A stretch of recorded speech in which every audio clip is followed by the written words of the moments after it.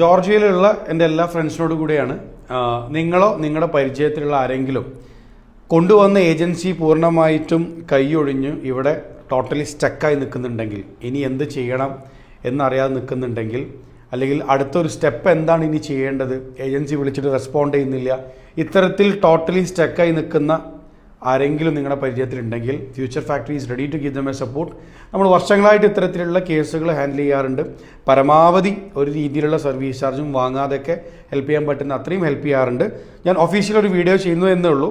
നിങ്ങളുടെ പരിചയത്തിൽ ആരെങ്കിലും ജോർജിയയിൽ സ്റ്റക്കായി നിൽക്കുന്നുണ്ടെങ്കിൽ നിങ്ങൾ എന്ത് ചെയ്താൽ മതി, നമ്മുടെ ഈ ഓഫീസ് നമ്പറിലേക്ക് ഒന്ന് മെസ്സേജ് അയക്കുക, എന്താണ് അവരുടെ പ്രശ്നം എന്നുള്ളത്. ഞങ്ങളെ കൊണ്ട് ചെയ്യാൻ പറ്റുന്നതിൻ്റെ മാക്സിമം സപ്പോർട്ട്, അല്ലെങ്കിൽ ഇപ്പോൾ അവർ സ്റ്റക്കായി നിൽക്കുന്ന സ്റ്റേജിൽ നിന്ന് എന്താണ് അടുത്തത് കൃത്യമായിട്ട് ജെന്യുവനായിട്ട് എന്താണ് ഇൻഫർമേഷൻ എന്നുള്ളത് ഞങ്ങൾ ഷെയർ ചെയ്യാൻ തയ്യാറാണ്.